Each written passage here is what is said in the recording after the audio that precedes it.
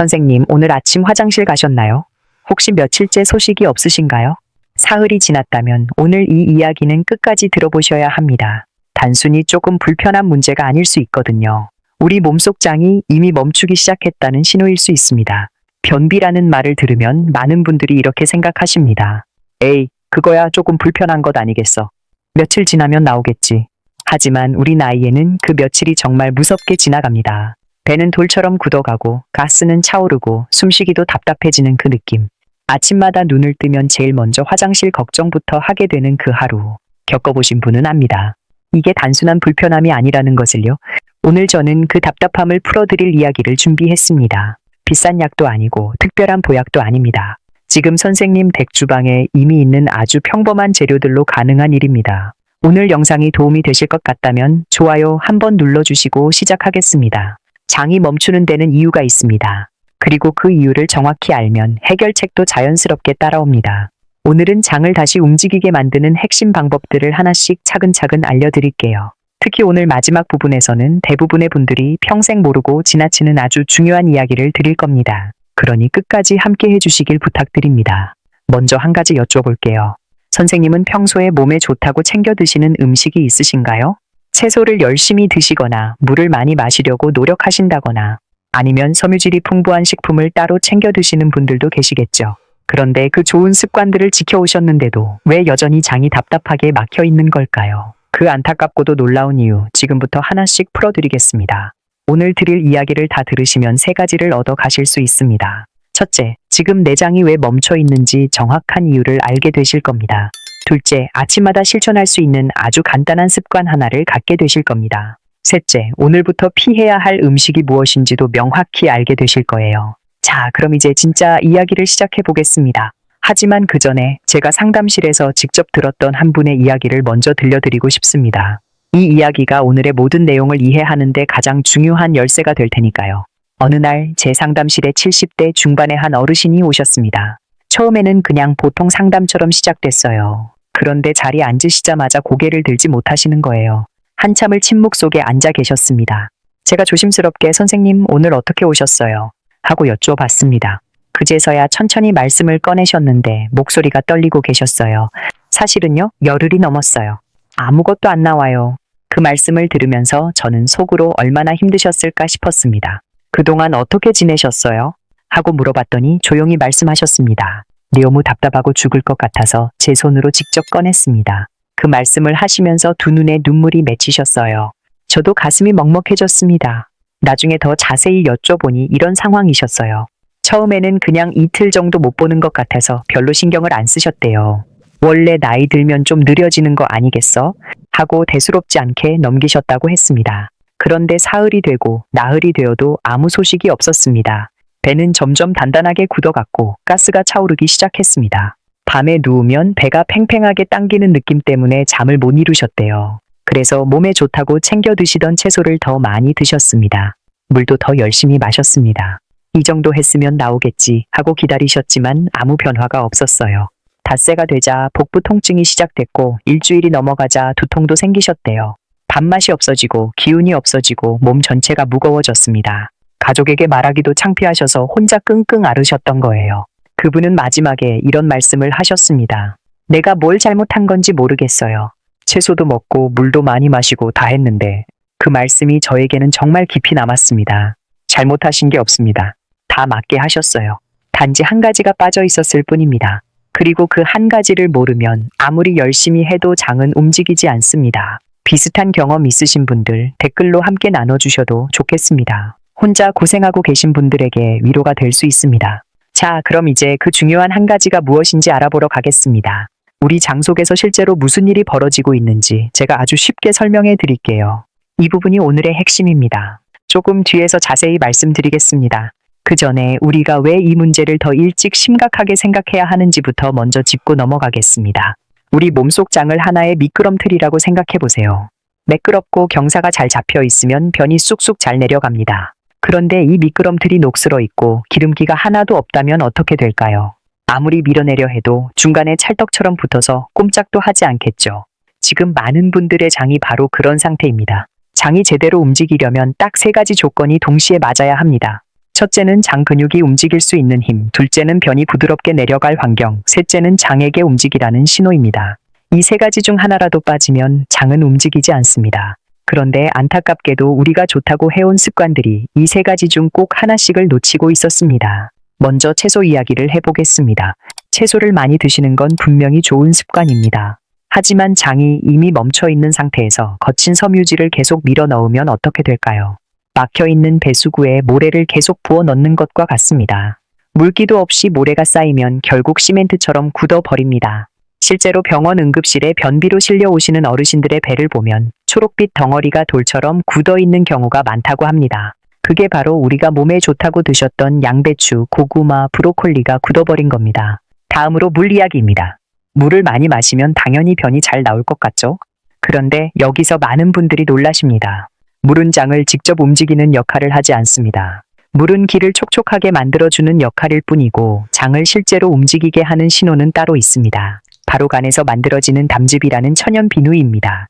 이 담즙이 장벽으로 쏟아져 나와야 변이 미끄러지듯 내려가기 시작합니다. 그런데 물만 마셔서는 이 담즙이 절대 나오지 않습니다. 그렇다면 담즙은 어떻게 만들어질까요? 담즙은 간에서 만들어지는데 좋은 지방이 몸속으로 들어올 때 가장 활발하게 분비됩니다. 여기에 레몬즙이나 식초 같은 산 성분이 더해지면 간이 더욱 강하게 자극을 받습니다. 그 순간 담즙이 폭포수처럼 장으로 쏟아져 내려오면서 장벽을 매끄럽게 닫기 시작하는 거예요. 저는 이것을 담즙 폭포 현상이라고 부릅니다. 또 한 가지 기억하셔야 할 것이 있습니다. 우리 장은 따뜻해야 움직입니다. 차가운 성질의 생채소를 매일 드시면 장이 점점 차가워지고 결국 수축해서 문을 닫아버립니다. 이런 상태를 장조변비라고 부르는데 장의 수분이 바짝 말라버린 상태입니다. 피부가 푸석해지신다면 그건 장 속의 샘물도 말라가고 있다는 신호일 수 있습니다. 이 상태에서는 물을 아무리 마셔도 장까지 제대로 도달하지 못합니다. 밑빛 빠진 독에 물 붓기가 되어버리는 거예요. 그렇다면 어떻게 해야 할까요? 억지로 힘을 주는 건 절대 답이 아닙니다. 오히려 혈압만 오르고 장에 무리만 갑니다. 지금부터 필요한 건 딱 한 가지입니다.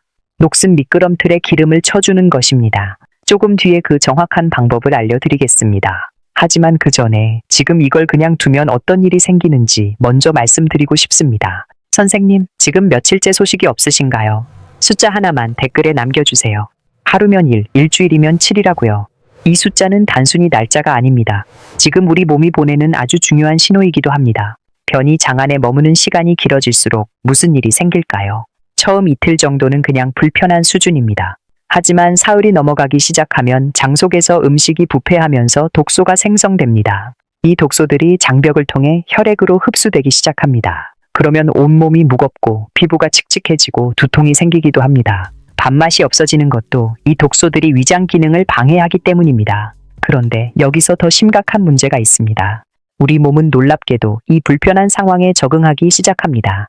처음엔 신호를 보내다가 반응이 없으면 서서히 신호를 줄여버립니다. 그래서 처음에는 배가 아프고 불편했는데 시간이 지나면서 감각이 둔해지는 경우가 생깁니다. 요즘은 별로 배가 아프지 않아 하고 느끼신다면 그게 오히려 더 걱정해야 할 신호일 수 있습니다. 장이 이미 지쳐서 경고조차 포기한 상태가 될 수 있거든요. 또 한 가지 많은 분들이 모르시는 게 있습니다. 화장실에서 억지로 힘을 줄 때마다 혈압이 급격히 올라갑니다. 이것이 어르신들이 화장실에서 쓰러지시는 가장 흔한 이유 중 하나입니다. 지금 이 순간에도 매년 수많은 어르신들이 화장실에서 뇌졸중이나 심장 발작을 겪습니다. 변비가 단순한 불편함이 아니라 생존의 문제가 될 수 있는 이유입니다. 나이 탓이라고만 넘기기에는 너무 중요한 신호입니다. 하지만 걱정하지 마세요.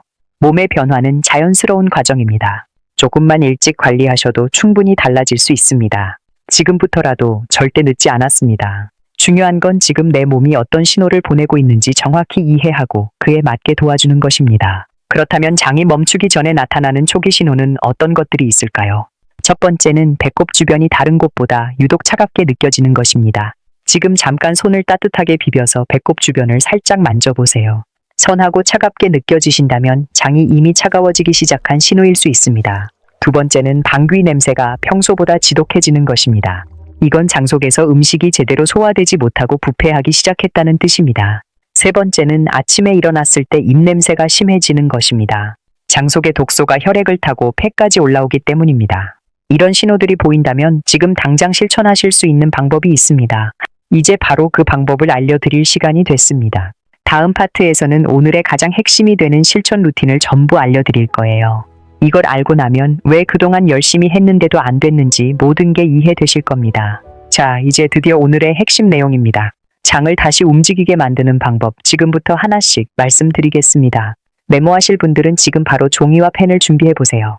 첫 번째는 아침 공복에 마시는 황금 음료입니다. 이름은 버터레몬 온수입니다. 방법은 아주 간단합니다. 유당을 제거한 기버터를 찻숟가락 하나 분량, 약 10에서 15g을 컵에 담습니다. 여기에 소금 한 꼬집, 그러니까 1g도 안 되는 아주 적은 양을 넣어주세요. 그리고 신선한 레몬즙 한 스푼을 더한 뒤 따뜻한 물 150에서 200ml를 붓고 잘 저어주시면 됩니다. 이 세 가지가 왜 함께 들어가야 할까요? 기버터는 장벽에 미끄러운 비단기를 깔아주는 최고급 천연 오일입니다. 소금은 단순한 물과 달리 수분이 장 끝까지 도달하게 해주고 굳은 변에 수분을 직접 공급해줍니다.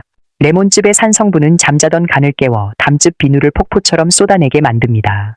이 세 가지가 따뜻한 물과 만나는 순간 장은 비로소 신호를 받습니다. 길이 열렸다. 이제 밀어내도 된다. 하는 신호 말이죠. 실제로 이 방법을 실천하고 20분 안에 신호가 왔다고 말씀해 주신 분들이 많았습니다.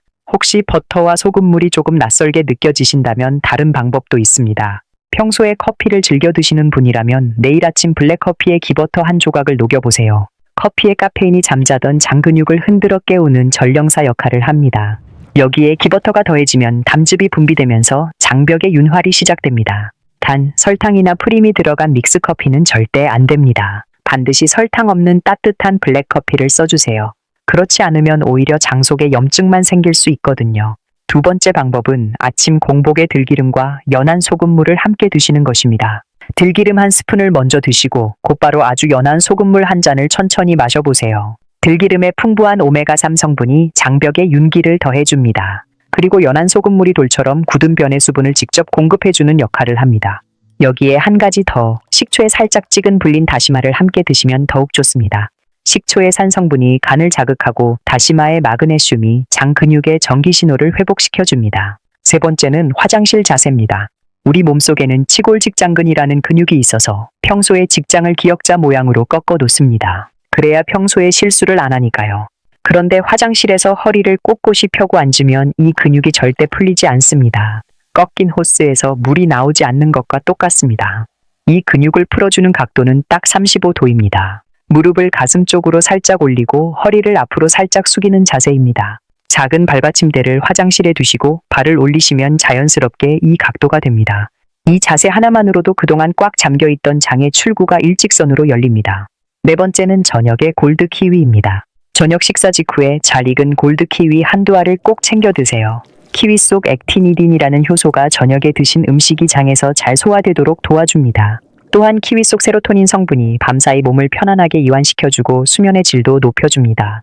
낮에 마신 기름들이 기를 닦아놨다면 밤사이 키위가 변을 말랑하게 불려줄 겁니다. 그래서 다음날 아침 훨씬 자연스러운 신호가 올 수 있습니다. 다섯 번째는 걷기 타이밍입니다. 운동이 중요하다는 건 다들 아시죠? 그런데 변비에 도움이 되는 걷기는 식후 30분 이내에 하시는 것이 가장 효과적입니다. 이때 장의 음식을 처리하면서 연동 운동이 가장 활발하게 일어나거든요. 빠르게 걸을 필요 없습니다. 산책하듯 천천히 걸으시면 충분합니다. 10분에서 15분 정도면 충분합니다. 체질에 따라 조합을 달리하시는 것도 중요합니다. 평소 손발이 차고 소화력이 약하신 분이라면 생강채 들기름 한 스푼을 섞어 드시는 것이 가장 잘 맞을 수 있습니다. 반대로 몸에 열이 많고 속이 자주 더부룩해지신다면 기버터와 레몬즙의 조합이 훨씬 효과적입니다. 내 몸의 소리에 귀를 기울이고 내게 맞는 조합을 찾아가는 것이 바로 진짜 지혜입니다. 오늘 알려드린 방법 중 하나라도 내일 아침 실천해 보시면 좋겠습니다. 그런데 실천하시기 전에 꼭 지켜주셔야 할 안전수칙들이 있습니다. 이걸 모르고 하시면 오히려 몸에 부담이 될 수 있으니 꼭 들어주세요. 처음부터 너무 많은 양을 드시지 마세요. 우리 장도 적응할 시간이 필요합니다. 아주 작은 티스푼 하나로 시작해서 일주일 동안 몸의 반응을 살펴보며 조금씩 늘려가세요. 신장이 약하시거나 혈압이 높아서 소금을 조심하셔야 하는 분들은 소금물 방법을 시작하시기 전에 주치 의사 선생님과 꼭 상의해 주세요. 담낭을 떼어내신 분들도 걱정 마세요. 담즙은 간에서 만들어지니 괜찮습니다. 다만 담즙을 모아두는 주머니가 없으니 일반 분들보다 훨씬 적은 양으로 시작하셔야 합니다. 또한 마트에서 버터를 고르실 때는 성분표를 꼭 확인하세요. 색소나 유화제가 들어간 가공 버터는 오히려 몸에 부담이 됩니다. 유크림과 소금 딱 두세 가지만 적혀 있는 진짜 버터를 고르셔야 합니다. 선생님, 오늘 이야기 참 많이 담았죠. 마지막으로 한 번 더 정리해 드릴게요. 오늘 드린 가장 중요한 이야기는 세 가지입니다. 첫째, 채소와 물만으로는 장이 움직이지 않습니다. 장이 움직이려면 담즙이 분비되어야 하고 담즙은 좋은 지방과 산 성분이 함께 들어올 때 가장 잘 나옵니다. 둘째, 화장실 자세가 중요합니다. 무릎을 가슴 쪽으로 올리고 허리를 살짝 숙이는 35도 자세가 장의 출구를 일직선으로 열어줍니다. 셋째, 저녁에는 골드 키위 한두 알이 밤사이 변을 부드럽게 불려줍니다. 그리고 반드시 피하셔야 할 것도 있습니다. 감과 도토리묵처럼 탄닌 성분이 많은 음식은 변을 더 굳게 만들 수 있습니다. 장이 완전히 편안해질 때까지는 이런 음식들을 잠시 줄여보시는 것이 좋습니다. 아까 말씀드렸던 그 어르신 이야기 기억하시나요? 열흘이 넘도록 혼자 고통받으시다가 눈물로 고백하셨던 그분 말이에요. 그분이 상담을 마치고 나가시면서 이런 말씀을 하셨습니다. 이렇게 간단한 이유였다니. 진작 알았더라면 그 고생을 안 했을 텐데. 그 말씀이 제 가슴에 오래 남았습니다. 그래서 오늘 이 영상을 만들었습니다. 혼자 고통받고 계신 분들이 더 이상 없으셨으면 하는 마음에서요. 선생님도 이미 충분히 열심히 하셨습니다. 채소도 드시고 물도 마시고 나름 건강을 위해 노력하셨잖아요. 이제는 그 노력의 방향을 조금 더 해주시면 됩니다. 우리 몸은 배신하지 않습니다. 조건을 맞춰주면 반드시 응답합니다. 지금부터라도 절대 늦지 않았습니다. 내일 아침 따뜻한 버터 레몬 온수 한 잔을 준비해 보세요. 화장실에 작은 발받침대를 하나 두어 보세요. 저녁 식후에 골드 키위 하나를 챙겨 보세요. 이 세 가지만 일주일 동안 꾸준히 실천해 보시고 몸이 어떻게 달라지는지 느껴보세요. 개인차가 있을 수 있고 증상이 심하신 분들은 반드시 전문가와 상담하시는 것이 좋습니다. 하지만 이 평범한 습관들이 선생님의 아침을 조금씩 바꿔줄 수 있다고 믿습니다. 오늘 영상을 끝까지 함께 해주신 선생님께 진심으로 감사드립니다. 이 정보가 도움이 되셨다면 가족과 함께 나눠 보셔도 좋겠습니다. 비슷한 고민을 하고 계신 분들에게 이 영상이 닿을 수 있도록 말이에요. 내일 아침 화장실 앞에서 어머 드디어 성공했네 하는 기분 좋은 아침이 오시기를 진심으로 바랍니다. 황금 레시피 정리본이 필요하신 분은 댓글에 황금 레시피라고 남겨주세요. 저희 실버라디오 가족이 되셔서 앞으로도 함께 건강을 챙겨가셨으면 합니다. 구독 버튼 한 번만 눌러주시면 더 많은 건강 이야기를 함께 나눌 수 있습니다. 늘 건강하시고 오늘도 고맙습니다.